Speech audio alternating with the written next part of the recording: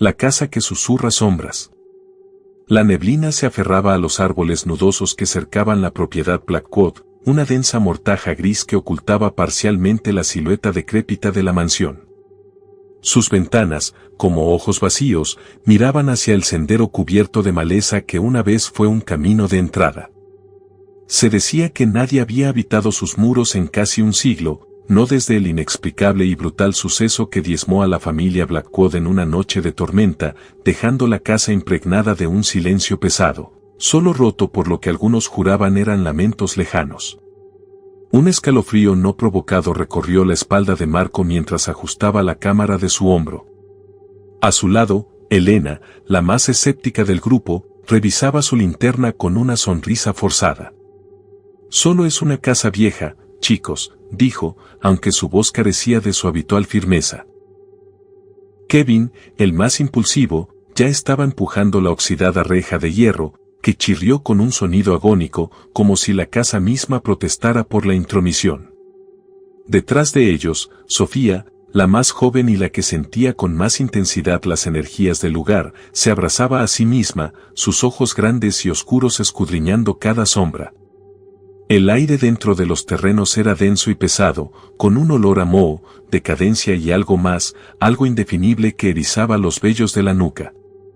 Las hojas secas crujían bajo sus botas mientras avanzaban por lo que una vez fue un jardín, ahora un laberinto de arbustos crecidos y estatuas cubiertas de musgo que parecían observarlos con cuencas oculares vacías. La fachada de la mansión se elevaba imponente ante ellos, sus ladrillos descoloridos por el tiempo, con enredaderas que se aferraban a sus paredes como garras, intentando reclamarla por completo. La puerta principal, una obra maestra de madera tallada y herrajes de hierro forjado, estaba entreabierta, invitándolos a entrar en la oscuridad que había dentro. Un leve pero perceptible zumbido, casi como el murmullo de un enjambre de insectos lejanos, parecía emanar del interior. Elena dudó un momento, su escepticismo inicial cediendo paso a una creciente aprensión.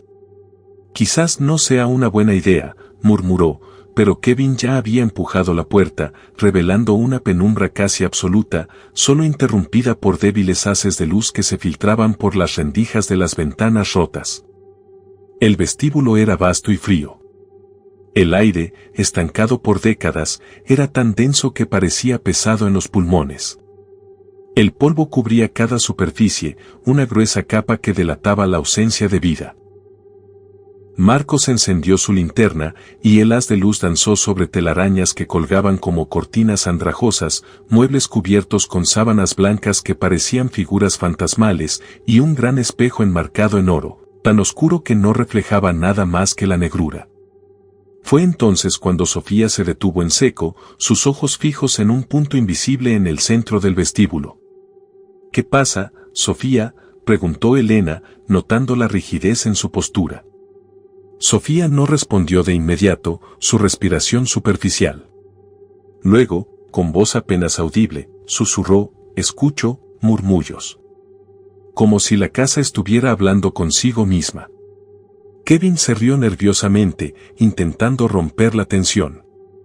«Debe ser el viento, Sofía. Es una casa vieja, hace ruidos». Pero Marco, que había estado grabando, pausó su cámara. Había un eco sutil en el ambiente, casi como un susurro, pero demasiado tenue para ser claramente discernido. Se adentraron más en la casa, sus pasos resonando inquietantemente en el silencio. El comedor, con su larga mesa cubierta de polvo y sillas volcadas, evocaba la imagen de una cena interrumpida abruptamente. En la cocina, ollas y sartenes aún colgaban de ganchos ennegrecidos, congeladas en el tiempo. Cada habitación parecía contener la huella de una vida que se detuvo de repente, una instantánea de un horror olvidado. Marco se sentía cada vez más incómodo, la historia de los Blackwood reverberando en su mente. Mientras exploraban el segundo piso, el sonido se hizo más claro. Ya no eran solo murmullos, sino voces indistintas que parecían provenir de las paredes mismas, arrastrando palabras incomprensibles. Elena apretó la linterna, su sonrisa escéptica completamente borrada. Kevin, antes valiente, ahora miraba por encima de su hombro cada pocos segundos. Sofía, sin embargo, parecía casi atraída por el sonido, sus ojos brillando con una mezcla de miedo y fascinación. La temperatura en el pasillo bajó bruscamente. De repente, una puerta se cerró de golpe en la planta baja, enviando un eco estremecedor por toda la casa. Los cuatro saltaron, sus corazones latiendo desbocados. ¿Qué fue eso?, exclamó Kevin, su voz quebrada. Marcos apuntó su linterna hacia la escalera, pero no se veía nada fuera de lo común. Elena, intentando racionalizarlo, dijo, debe haber sido una corriente de aire. Las ventanas están rotas, la casa es vieja. Pero la explicación sonaba hueca incluso para ella misma. El silencio que siguió fue más opresivo que antes. Continuaron, cada paso más tentativo que el anterior. Llegaron a lo que parecía ser el dormitorio principal. La cama con dosel estaba deshecha, las sábanas revueltas como si alguien se hubiera levantado a toda prisa.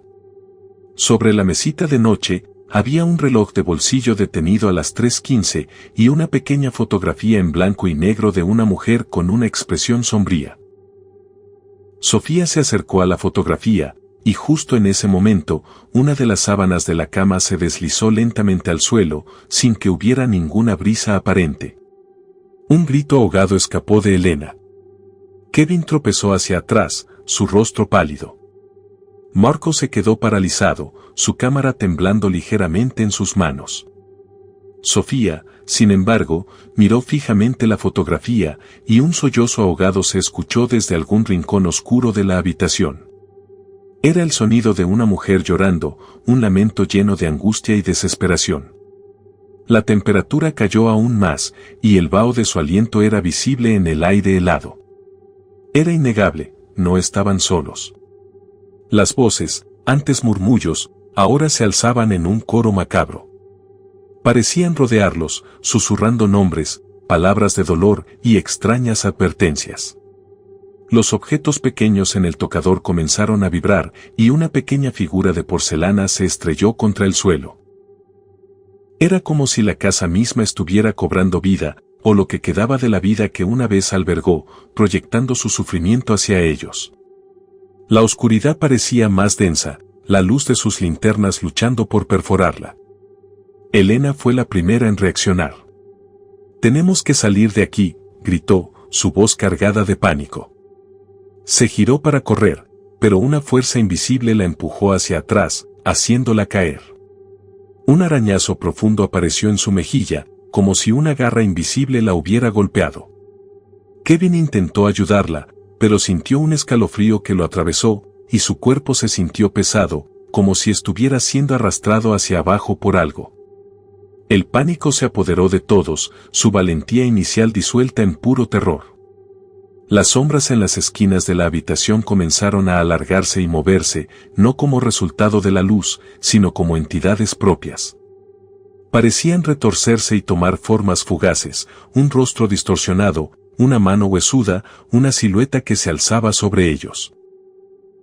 El aire se llenó con un hedor a muerte y decadencia, tan fuerte que les quemaba la garganta. Las voces se convirtieron en gritos, lamentos y un coro gutural de risas que helaba la sangre, llenando la habitación hasta el punto de la asfixia. Marco intentó encender la luz de su cámara para grabar la escena, pero la batería, que había estado llena, de repente se agotó. Sus linternas parpadearon erráticamente antes de apagarse por completo, dejándolos en una oscuridad absoluta, salvo por la tenue luz que se filtraba desde el exterior, ahora más tenue que nunca. El terror se volvió ciego, visceral. Los susurros ahora eran directamente en sus oídos, palabras incomprensibles pero llenas de una maldad innegable. La casa parecía vibrar a su alrededor, las paredes crujiendo como huesos antiguos. Un fuerte golpe resonó desde el suelo debajo de ellos, como si algo pesado hubiera caído. Kevin, presa del pánico, tropezó con un mueble invisible y cayó al suelo, su grito amortiguado por las voces sobrenaturales.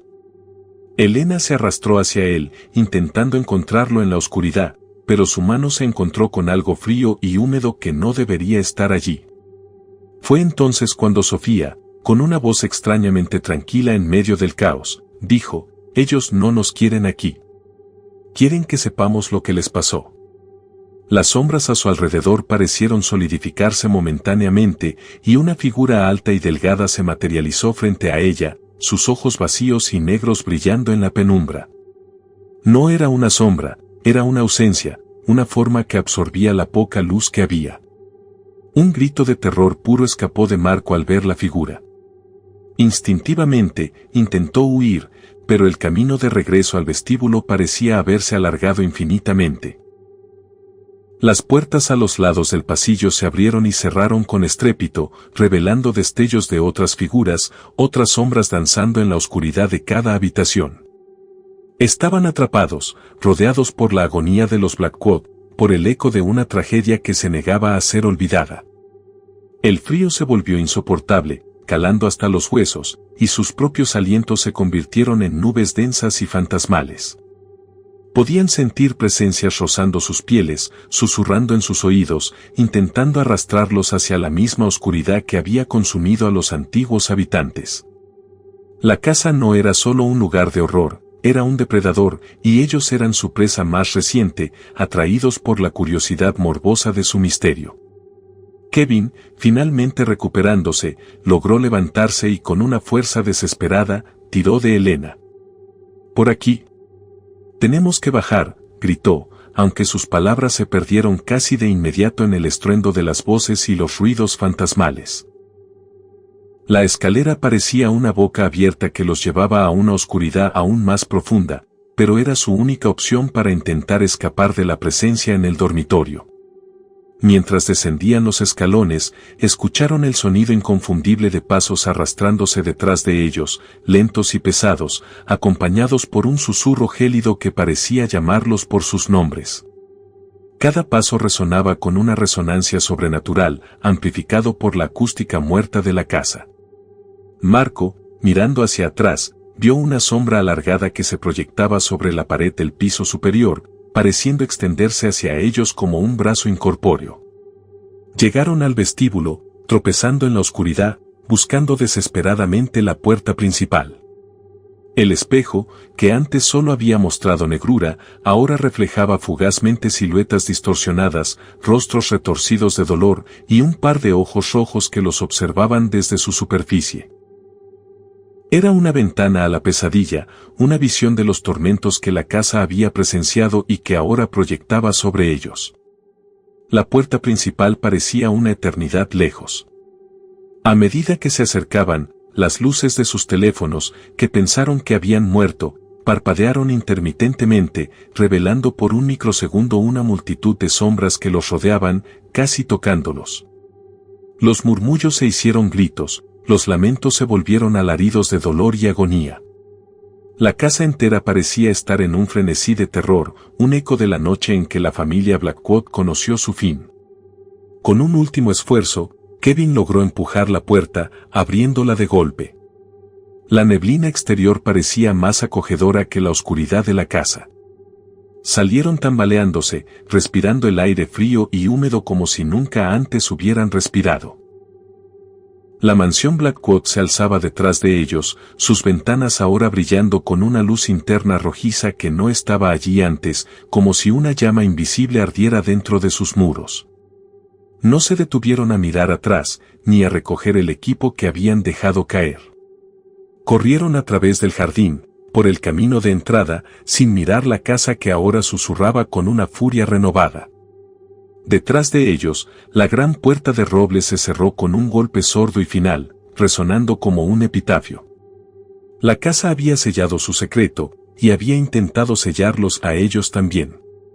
Nadie se atrevería a regresar a la mansión Blackwood, no después de haber sentido el frío abrazo de sus sombras susurrantes y las almas atormentadas que aún la habitaban.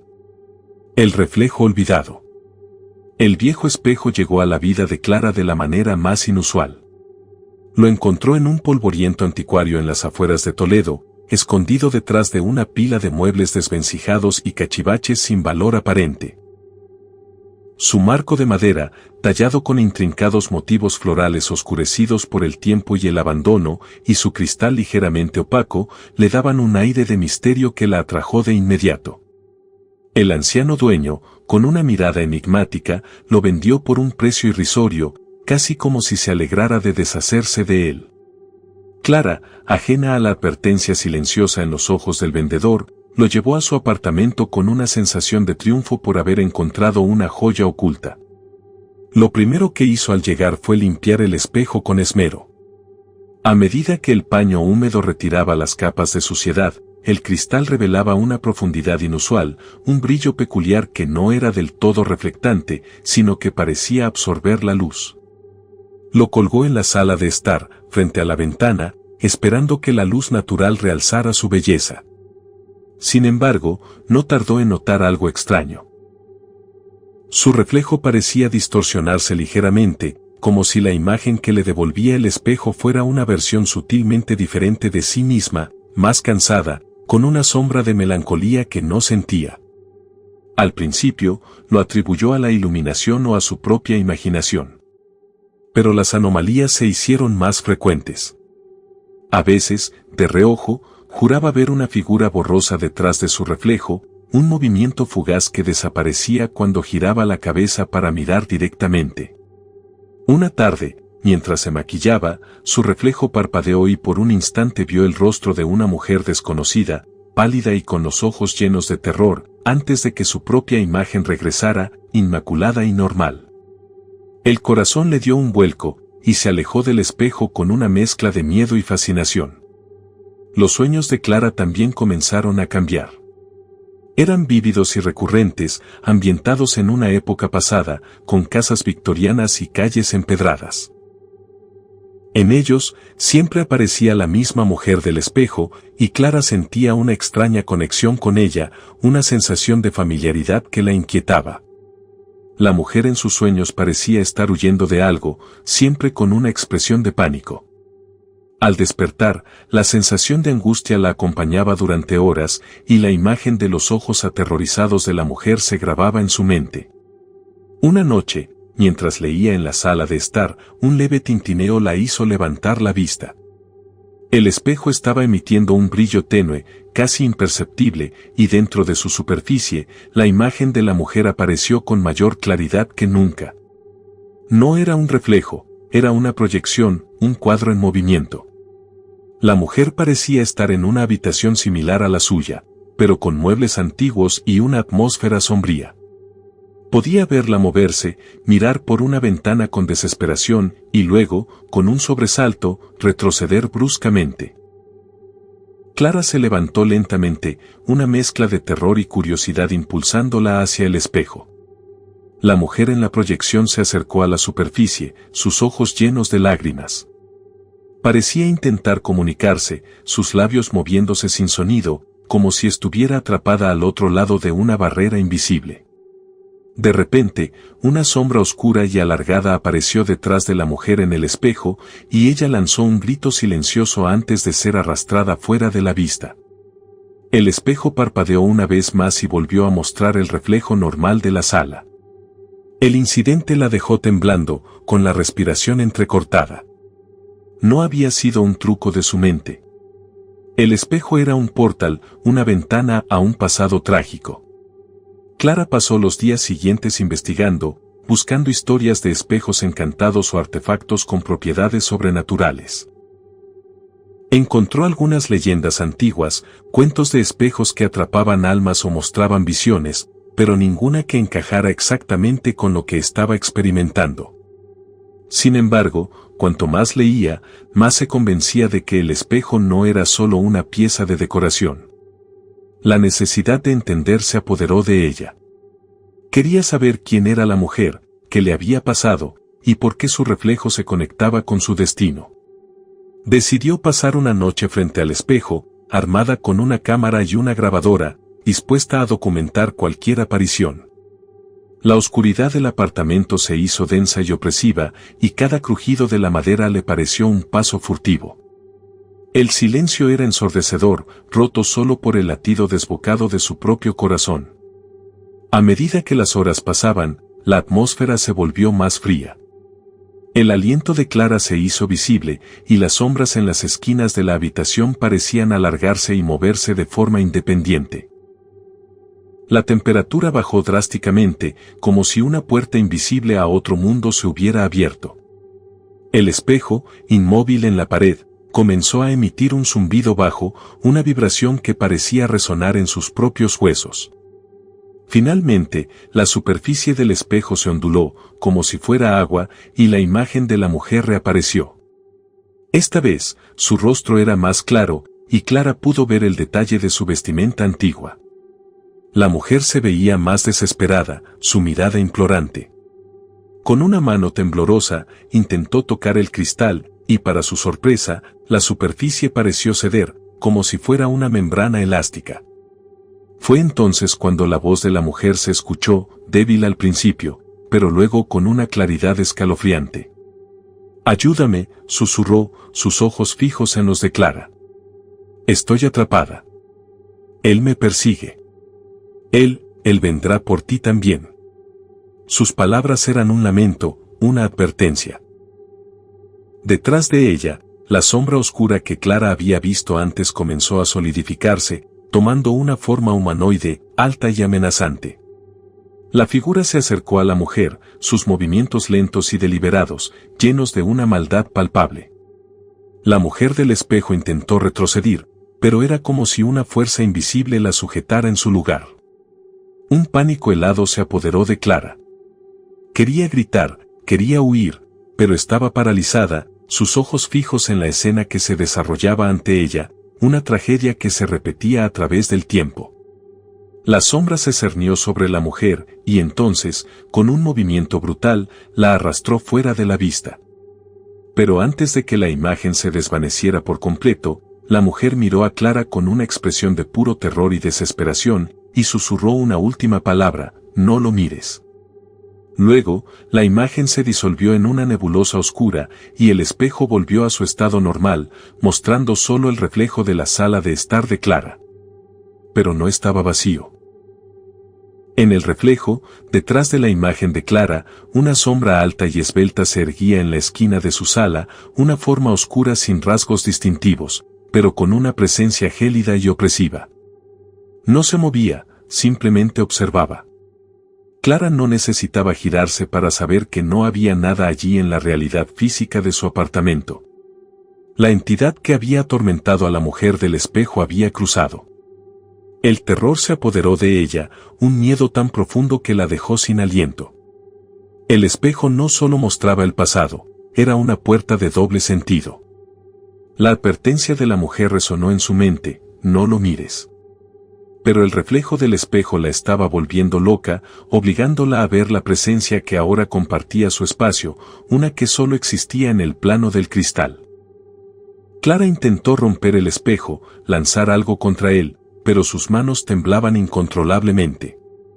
La sombra en el reflejo parecía crecer, estirarse, y por un momento, sus cuencas oculares vacías parecieron brillar con un punto de luz rojiza. Podía sentir su frío aliento en la nuca, aunque sabía que físicamente no estaba allí. Estaba atrapada en una realidad superpuesta, donde su visión del mundo se había fusionado con la de la entidad. Los días siguientes fueron una tortura. Cada vez que pasaba frente al espejo, la sombra estaba allí, observándola, inmóvil. Dormía con las luces encendidas, pero la figura seguía apareciendo en el reflejo de su pantalla del teléfono o de cualquier superficie brillante. La entidad no la atacaba físicamente, pero la acosaba con su presencia, minando su cordura lentamente, alimentándose de su miedo. Clara apenas comía o dormía. Sus amigos notaron su deterioro, su palidez y sus ojos hundidos. Le preguntaron qué le pasaba, pero ¿cómo explicarles que una sombra en un espejo la estaba volviendo loca? Intentó cubrir el espejo con una sábana, pero el terror era que ahora la sombra se proyectaba en cualquier superficie reflectante, como si se hubiera adherido a su propia percepción. Una tarde, mientras estaba en la cocina, su reflejo en la ventana le devolvió la mirada. Pero no era solo ella. Detrás de ella, la sombra se cernía, ahora más grande, más definida, como si estuviera a punto de manifestarse plenamente en su realidad. Sintió un escalofrío que la paralizó. La entidad ya no estaba contenida en el espejo, estaba invadiendo su mundo. Con un esfuerzo supremo, Clara tomó la decisión. No podía vivir así. Sabía que la única forma de liberarse era deshacerse del espejo. Pero no simplemente romperlo, tenía que destruirlo de una manera que sellara la puerta para siempre, que la liberara de esa conexión infernal. Recordó una de las leyendas que había leído, sobre cómo la plata y el fuego podían contener a los espíritus. Esa noche, Clara arrastró el pesado espejo al patio trasero de su edificio, bajo la luz de la luna menguante. Con manos temblorosas, vertió un líquido inflamable sobre el marco y el cristal, y luego, con una cerilla, le prendió fuego. Las llamas se alzaron rápidamente, crepitando y devorando la madera antigua. El humo negro se elevó hacia el cielo nocturno. Mientras el fuego consumía el espejo, Clara observó. Al principio, las llamas parecieron danzar extrañamente sobre la superficie, y por un breve instante, la sombra apareció en el reflejo brillante y distorsionado por el calor, retorciéndose como si sufriera una agonía. Un grito gutural, apenas audible, pareció emanar de las llamas, un sonido de pura rabia y frustración. Luego, la imagen de la sombra se desvaneció por completo. El cristal se agrietó y estalló con un sonido seco, enviando fragmentos brillantes al aire. A medida que el fuego se extinguía y las brasas se enfriaban, Clara sintió un peso gigantesco levantarse de sus hombros. El aire volvió a sentirse ligero, la presión en su pecho desapareció. Había logrado cortar la conexión. Clara nunca volvió a comprar un objeto antiguo con la misma despreocupación. Los sueños sobre la mujer del espejo cesaron y las sombras dejaron de acecharla en su reflejo. Sin embargo, a veces, cuando se miraba en un espejo, por una fracción de segundo, juraba que el brillo en sus ojos no era el suyo propio, sino un eco lejano de la mujer que había salvado, y de la sombra que ahora estaba atrapada para siempre en las cenizas de un reflejo olvidado. La canción de cuna rota. La primera vez que Alba y Carlos escucharon la melodía, la descartaron como un engaño de sus cansadas mentes. Acababan de mudarse a una pintoresca casa de campo en las afueras de un pequeño pueblo de Huesca, un lugar idílico rodeado de campos de girasoles y el suave susurro del viento entre los pinos. La casa, construida a principios del siglo XX, tenía un encanto rústico con sus vigas de madera expuestas y una chimenea de piedra que prometía noches acogedoras. Habían pasado semanas reformando y decorando, y el agotamiento era su compañero constante. Una noche, mientras desempacaban cajas en el salón, un tenue tarareo infantil pareció flotar desde el piso de arriba, una nana suave pero inconfundible. Carlos, que estaba atornillando una estantería, levantó la vista. ¿Has oído eso?, preguntó, frunciendo el ceño. Alba, que buscaba los cables del televisor, asintió lentamente. Sí, como una canción de cuna. Se miraron, ambos pensando en el silencio sepulcral que siempre había reinado en la casa vacía. No tenían hijos y sabían que eran los únicos en kilómetros a la redonda.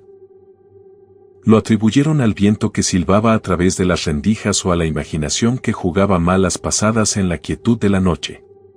Se encogieron de hombros y continuaron con su tarea, intentando ignorar la extraña melodía que parecía haberse desvanecido tan pronto como la notaron. Pero la melodía regresó. Una noche, unas semanas después, cuando la casa ya se sentía más suya y la rutina empezaba a asentarse, la escucharon de nuevo. Esta vez, era más clara, más persistente. Provenía del pasillo del piso superior, donde se encontraban los dormitorios. No era fuerte, sino un suave murmullo, una canción de cuna arrulladora y melancólica que parecía flotar en el aire, invitándolos a escuchar. Alba se levantó del sofá, sintiendo un escalofrío que no tenía nada que ver con la temperatura de la habitación. Carlos la siguió, su rostro reflejando la misma inquietud. Se movieron sigilosamente por la escalera de madera, cuyos escalones crujían bajo su peso, contrastando con la ligereza de la melodía que los llamaba. El sonido era más fuerte en el rellano, y parecía venir específicamente de la última habitación al final del pasillo, un dormitorio de invitados que aún no habían amueblado, donde solo había polvo y el olor a madera vieja. Se detuvieron frente a la puerta cerrada, el corazón latiéndoles con fuerza en el pecho. La canción de cuna era ahora perfectamente audible, reconocible como una antigua melodía popular española que sus abuelas solían cantar. Carlos extendió una mano temblorosa y empujó la puerta. La bisagra chirrió con un lamento prolongado, y la melodía se detuvo abruptamente. La habitación estaba en completa oscuridad. Carlos encendió la luz de su teléfono, y el haz de luz danzó sobre las paredes desnudas, revelando solo el espacio vacío, una ventana con postigos cerrados y un viejo armario empotrado. No había nada. El silencio que siguió fue más opresivo que el sonido. Se miraron el uno al otro, la confusión y un miedo incipiente reflejados en sus ojos. ¿Era una broma? ¿Habían imaginado los dos lo mismo? Decidieron instalar una cámara de seguridad en el pasillo, orientada hacia la puerta de la habitación, pensando que tal vez algún animal se había colado o que las viejas tuberías creaban extraños ruidos. Sin embargo, las grabaciones de las noches siguientes no mostraron nada inusual. No había intrusos, ni ventanas abiertas, ni corrientes de aire. Pero la canción de cuna seguía apareciendo, esporádicamente al principio, luego casi todas las noches, siempre desde la misma habitación, siempre deteniéndose en el momento en que se acercaban. La presencia de la melodía comenzó a afectar su sueño. Alba se despertaba en medio de la noche, el eco de la canción resonando en su mente, la sensación de no estar sola en la casa volviéndose cada vez más palpable. Carlos, por su parte, se levantaba al amanecer, exhausto, y pasaba el día distraído, intentando encontrar una explicación lógica para lo inexplicable.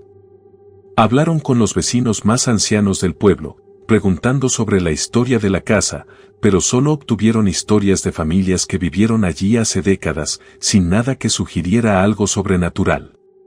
Una tarde, mientras Carlos estaba trabajando en el jardín, Alba se encontraba en el salón y la melodía empezó de nuevo, esta vez más fuerte y clara que nunca. No era un tarareo, era un canto suave, con una voz femenina y triste que se alzaba desde la habitación de invitados. El corazón de Alba se encogió. Era demasiado real para ser imaginación. Subió las escaleras lentamente, cada paso una tortura, el sonido volviéndose más nítido con cada escalón, una balada de angustia y pérdida que helaba la sangre. Alba se detuvo frente a la puerta, su mano temblaba mientras la abría. La luz de la tarde apenas entraba por la ventana cerrada. La canción de cuna llenaba la habitación, un eco etéreo que parecía vibrar en el aire. No había nadie. Pero en la esquina más lejana de la habitación, donde se encontraba el viejo armario, una mancha oscura comenzó a materializarse en el suelo, una sombra que parecía más densa que la simple ausencia de luz. La melodía se volvió más fuerte, casi un lamento. De repente, un suave sonido de arrullo, como el de un bebé, se unió a la melodía. Alba sintió un escalofrío de pies a cabeza. El miedo se apoderó de ella, un miedo primordial que la dejó paralizada. Se quedó allí, observando cómo la sombra en el suelo parecía crecer, y por un instante, pudo distinguir la forma de una pequeña cuna meciéndose suavemente en su centro. Los sonidos eran inconfundibles, la canción de cuna y el arrullo, provenientes de algo que no podía ver, pero que sentía con toda su fuerza. Alba dio un grito ahogado y retrocedió, tropezando con sus propios pies. Bajó las escaleras a toda prisa, llamando a Carlos con voz temblorosa. Él acudió corriendo, alarmado por su estado. Con la respiración entrecortada, Alba le contó lo que había visto y oído. Carlos intentó calmarla, pero la palidez de su rostro y el terror en sus ojos lo convencieron de que algo verdaderamente aterrador había ocurrido. Decidieron investigar la historia de la casa de manera más profunda, esta vez en los archivos históricos del pueblo. Pasaron días en la biblioteca municipal, revisando viejos periódicos y registros de propiedad. Finalmente, en un polvoriento libro parroquial, encontraron una referencia que les heló la sangre. La casa había pertenecido a la familia Garrido a principios del siglo XX. En 1928, la joven esposa, Elvira Garrido, había dado a luz a un bebé prematuro que murió a los pocos días de nacer. Elvira, devastada, había caído en una profunda depresión y se decía que pasaba sus noches cantando la misma canción de cuna, arrullando a un bebé invisible, hasta que un día, desapareció sin dejar rastro, dejando atrás solo la historia de su dolor. La habitación de invitados era el antiguo cuarto del bebé. El armario donde Alba había visto la sombra era donde Elvira guardaba las pocas pertenencias de su hijo. La canción de cuna no era solo un eco, era el lamento de una madre que nunca había podido soltar a su hijo, atrapada en un ciclo interminable de pena y negación. La casa estaba impregnada de su tragedia, y su presencia, o lo que quedaba de ella, seguía cuidando a un bebé que ya no existía. Esa noche, la melodía resonó con más fuerza que nunca, una presencia casi tangible llenando la casa. Alba y Carlos no intentaron huir ni encender las luces. Permanecieron en su cama, abrazados, escuchando el lamento de Elvira. La canción de cuna se sentía ahora como una súplica, una petición de liberación. Comprendieron que la entidad no era maligna, solo estaba atrapada en su dolor.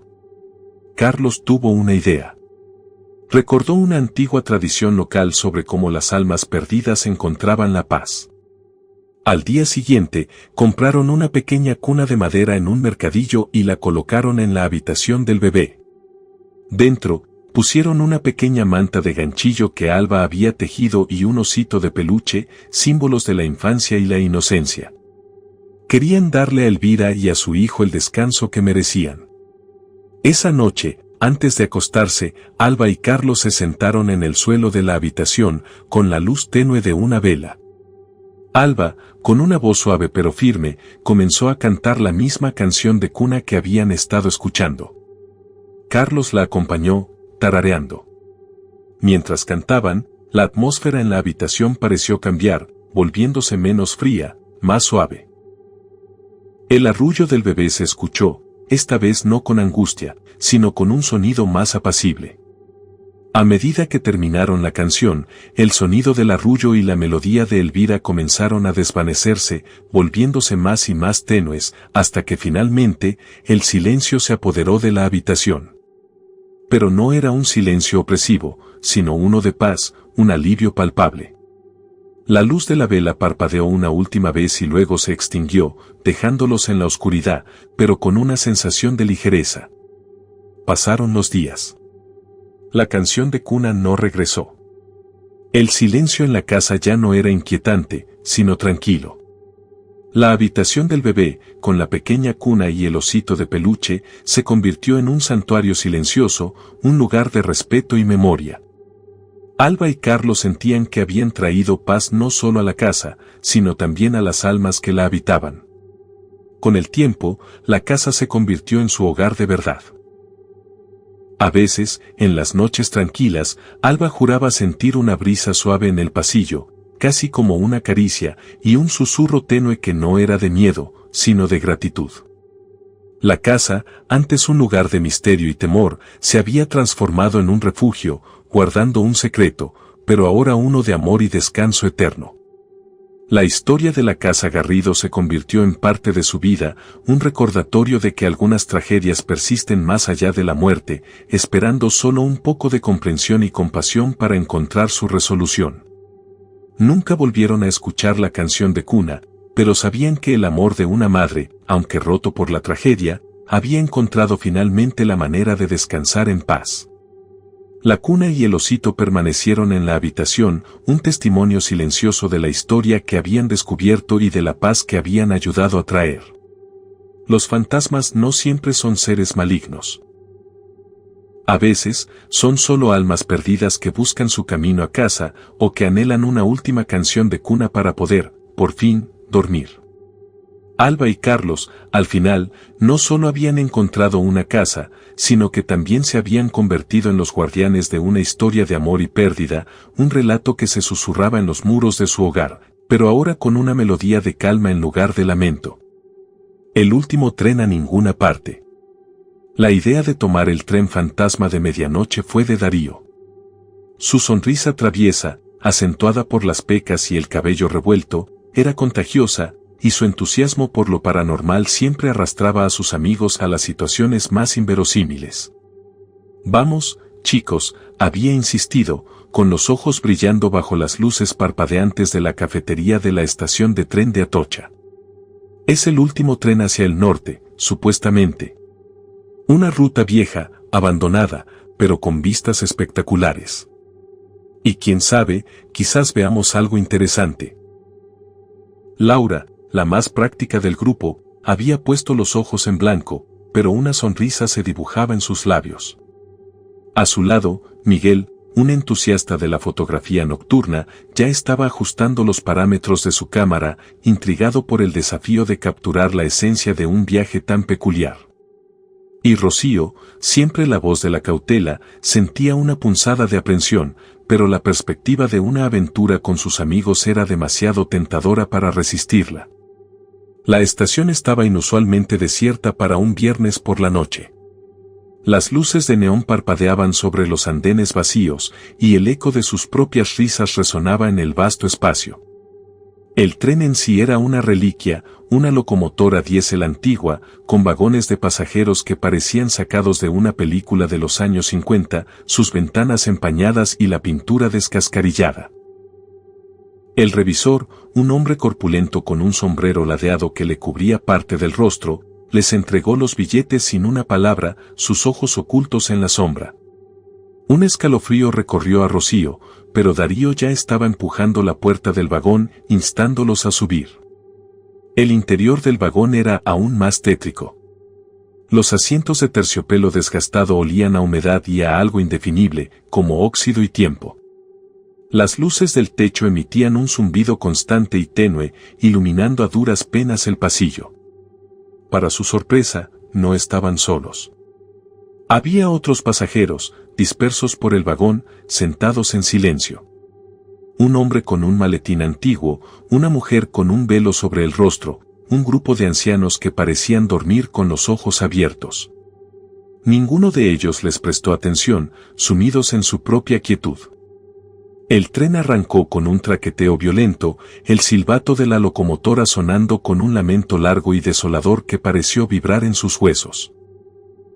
La luz de la ciudad pronto dio paso a la oscuridad del campo abierto, solo interrumpida por los faros del tren que cortaban la negrura.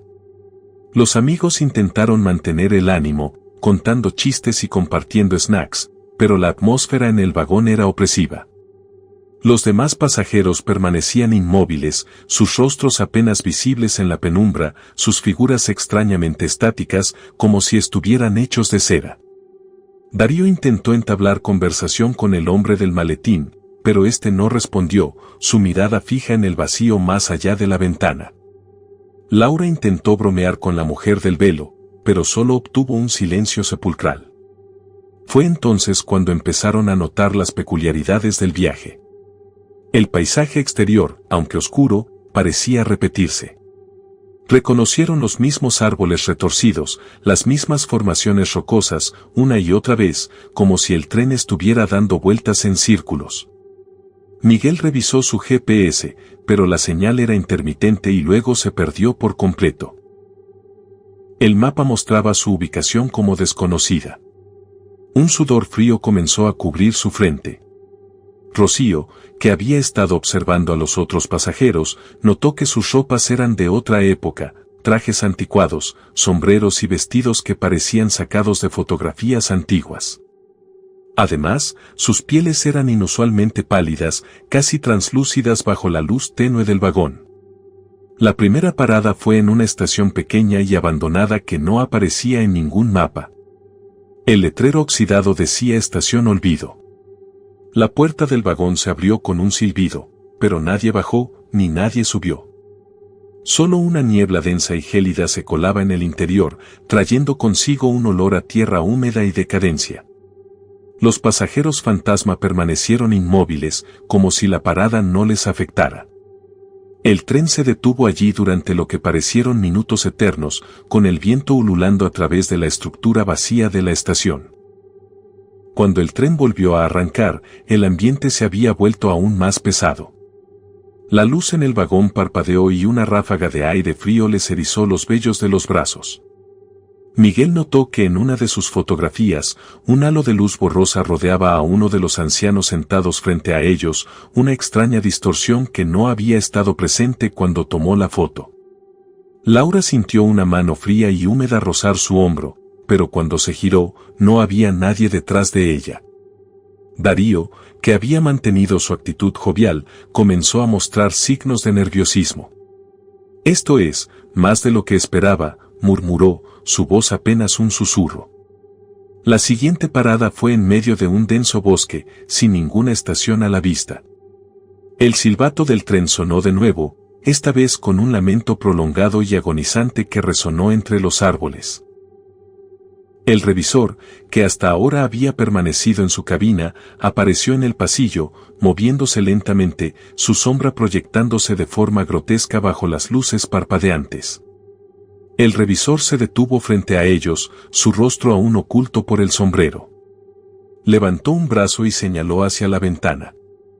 Fuera, entre los árboles, siluetas apenas perceptibles parecían moverse, figuras altas y delgadas que se deslizaban entre la negrura.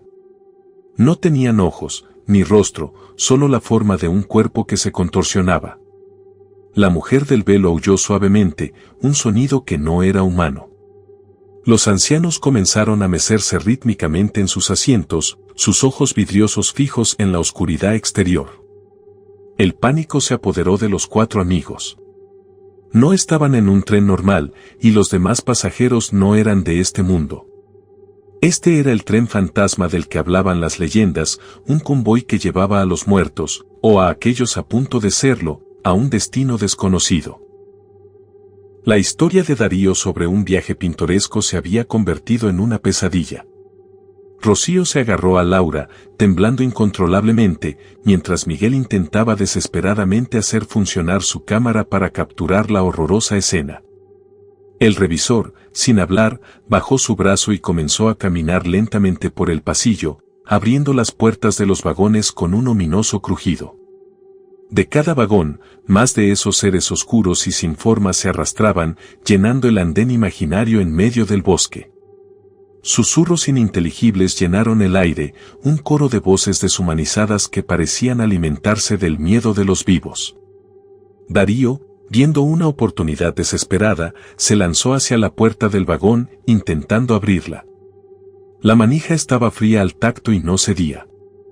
La figura del revisor se detuvo en el umbral, su sombra cubriéndolos por completo.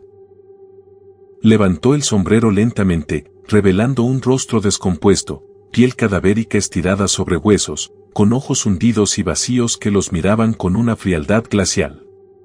No era un hombre, sino un espectro. El olor a humedad y muerte se intensificó, llenando sus pulmones. Los otros pasajeros, los fantasmas, comenzaron a mirarlos. Sus rostros pálidos se retorcían en expresiones de anhelo y desesperación. Se levantaron lentamente de sus asientos, sus movimientos rígidos y espasmódicos, y comenzaron a avanzar hacia ellos, con los brazos extendidos, susurrando «Únete a nosotros». El tren arrancó de nuevo, esta vez con un tirón aún más violento, lanzándolos contra los asientos. Las figuras en el pasillo se precipitaron sobre ellos, sus manos frías y etéreas rozándolos. Sentían el frío de la muerte, la desesperación de las almas perdidas que querían arrastrarlos con ellas.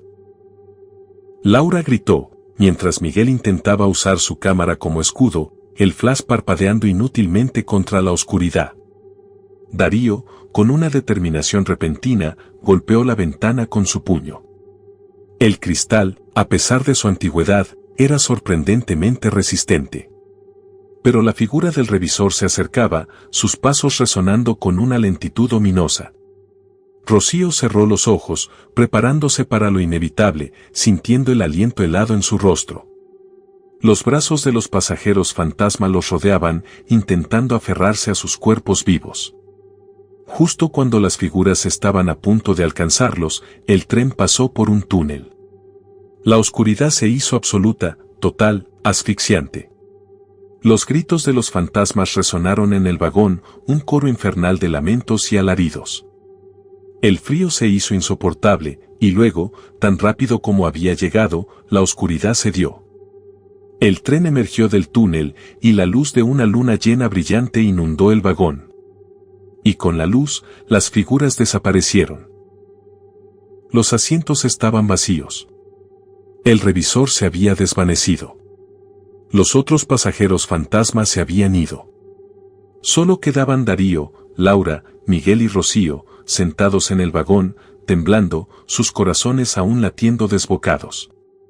El silencio en el tren era ahora un silencio real, no el silencio opresivo de los espectros. El tren continuó su viaje, y a la distancia, vieron las luces de una estación. Era una estación moderna, iluminada, con gente esperando en el andén. Cuando el tren se detuvo, abrieron la puerta y salieron, sus piernas débiles, sus mentes intentando procesar lo que acababan de vivir. El revisor, esta vez un hombre joven y normal, les sonrió y les dio la bienvenida. El tren parecía un convoy de pasajeros ordinario. Nunca hablaron de lo que pasó en el tren fantasma con nadie más. ¿Cómo podrían? Nadie les creería. Pero la experiencia los cambió. Darío ya no bromeaba sobre lo paranormal. Laura tenía pesadillas recurrentes con manos frías. Miguel dejó de fotografiar en la oscuridad. ¿Y Rocío? Rocío nunca volvió a acercarse a una estación de tren por la noche. Sabían que, por una noche, habían subido al último tren a ninguna parte y habían sido afortunados de haber regresado. Pero la sensación de frío y los ecos de los lamentos fantasma permanecerían con ellos para siempre. El bosque que no deja salir. La excursión de senderismo de Lucas y sus amigos, Marta, Nico y Paula, comenzó con el sol de la mañana bañando el sendero de tierra batida. Habían elegido el bosque de los lamentos por su reputación de ser un lugar de belleza indómita y leyendas locales. Los ancianos del pueblo cercano hablaban de sus árboles retorcidos y su niebla perpetua, advirtiendo sobre caminos que se movían y voces que llamaban desde la espesura. Darío, el líder del grupo, había desestimado las historias como folclore pintoresco, prometiendo una aventura inofensiva y unas fotos espectaculares. El aire fresco y el canto de los pájaros los llenaban de optimismo mientras se adentraban en la majestuosa arboleda, sus mochilas llenas de provisiones para un día de exploración. El sendero, marcado al principio con cintas de tela en los árboles, comenzó a volverse menos discernible a medida que se adentraban más. La luz del sol se filtraba con dificultad a través del denso dosel de hojas, creando una penumbra constante que le daba al bosque un aire misterioso. El silencio se volvió más profundo, roto solo por el crujido de las hojas bajo sus botas y sus propias voces. Marta, siempre atenta a la dirección, notó que las cintas de tela parecían desaparecer y reaparecer de forma extraña, a veces en árboles que ya habían pasado. Creo que nos hemos desviado un poco, dijo Nico, revisando su brújula. La aguja giraba erráticamente, como si estuviera confundida por alguna interferencia magnética. Paula, con su mapa topográfico extendido, fruncía el ceño. Esto no tiene sentido. Según el mapa, deberíamos haber llegado a la cascada hace media hora. La risa nerviosa de Darío no logró disipar la creciente sensación de inquietud.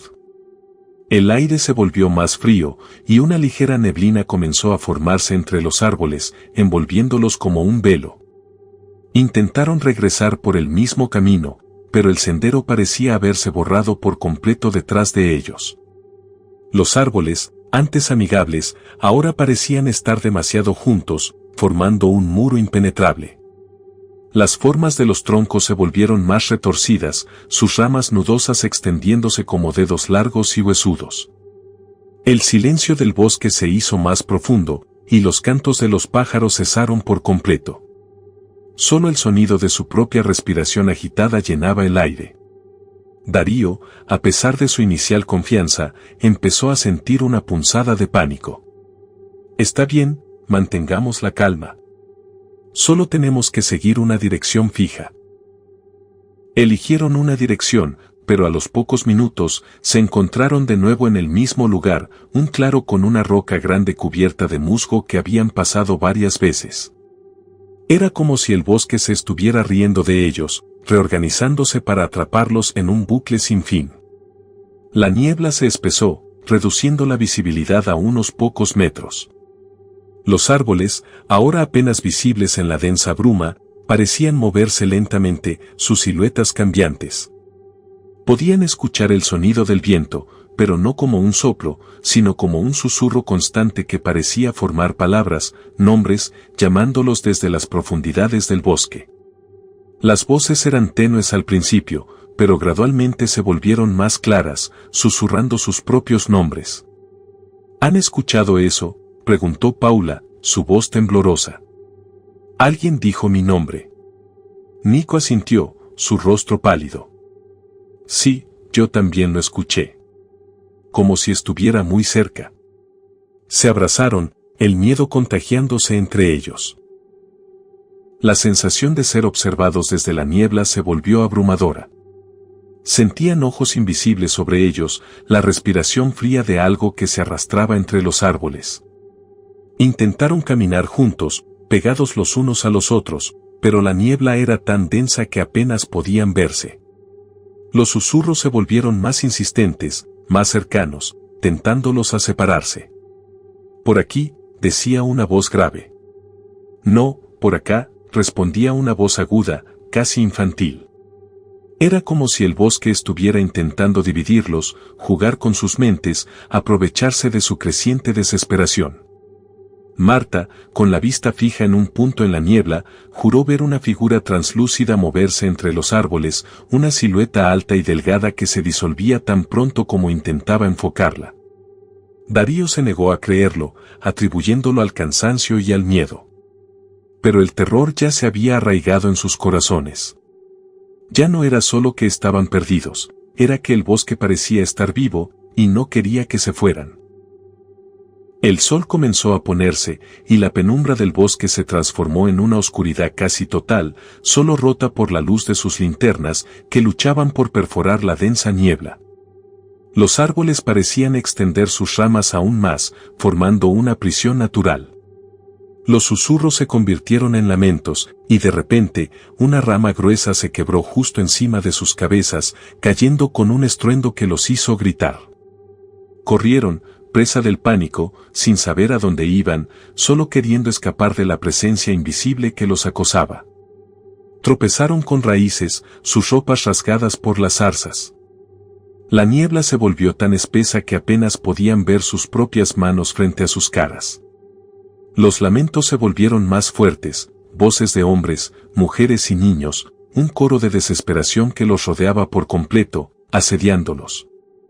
Paula tropezó y cayó, y antes de que Nico pudiera ayudarla, una fuerza invisible la arrastró entre los arbustos. Su grito se ahogó abruptamente. ¡Paula! Gritó Nico, intentando seguirla, pero los arbustos se cerraron detrás de ella, impidiéndole el paso.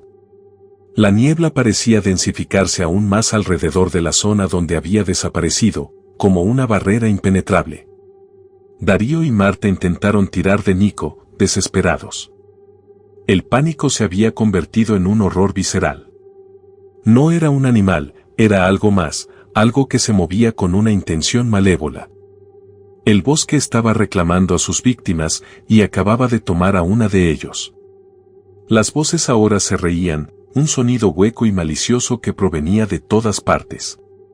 Corrieron de nuevo, dejando atrás la zona donde Paula había desaparecido, el sonido de su grito aún resonando en sus oídos. Pero el bosque no los dejaba. A cada paso que daban, los árboles parecían moverse, cerrando el camino, obligándolos a girar, a desviarse, llevándolos más y más profundo en el laberinto sin fin. La temperatura cayó a niveles gélidos.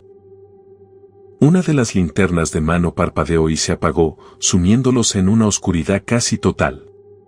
Marta tropezó con una raíz, y cuando intentó levantarse, sintió una mano fría y huesuda que se aferraba a su tobillo, arrastrándola hacia el suelo. Gritó de terror, intentando liberarse, pero la fuerza era inmensa.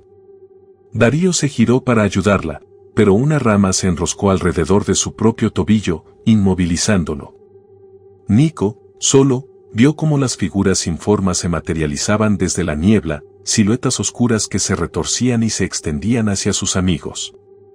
Eran las sombras que se habían manifestado, las almas de aquellos que el bosque había atrapado antes, arrastrando a Darío y Marta hacia la oscuridad, sus gritos apagándose lentamente en el denso velo de niebla.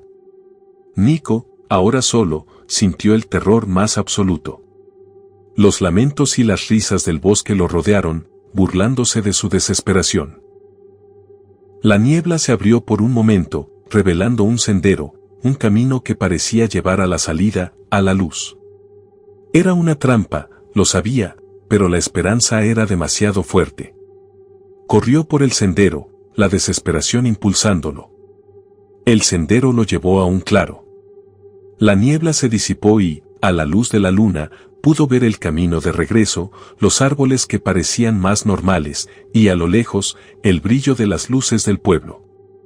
Una inmensa sensación de alivio lo invadió. Había escapado.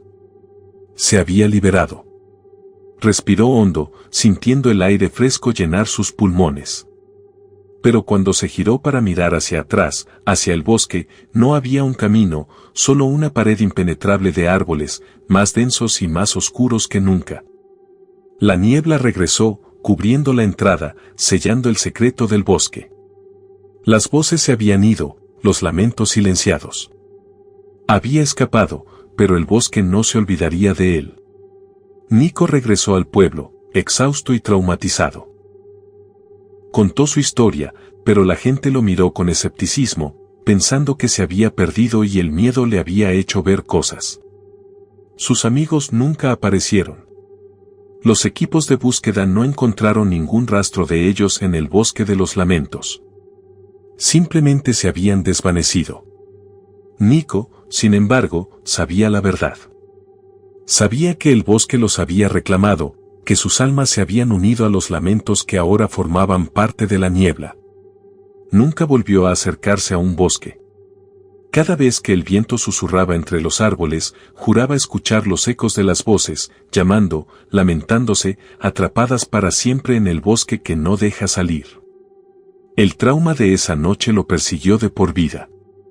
Las noches se volvieron pesadillas, donde revivía la pérdida de sus amigos y la sensación de ser acechado por la propia naturaleza.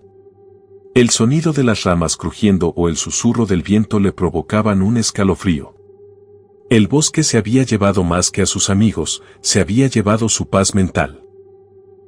Y a veces, cuando la niebla se cernía sobre el pueblo, Nico se asomaba por la ventana y juraba ver formas moviéndose en la distancia, en el borde del bosque, como si sus amigos, o lo que quedaba de ellos, todavía intentaran encontrar el camino a casa, eternamente perdidos en el laberinto viviente del bosque que no deja salir.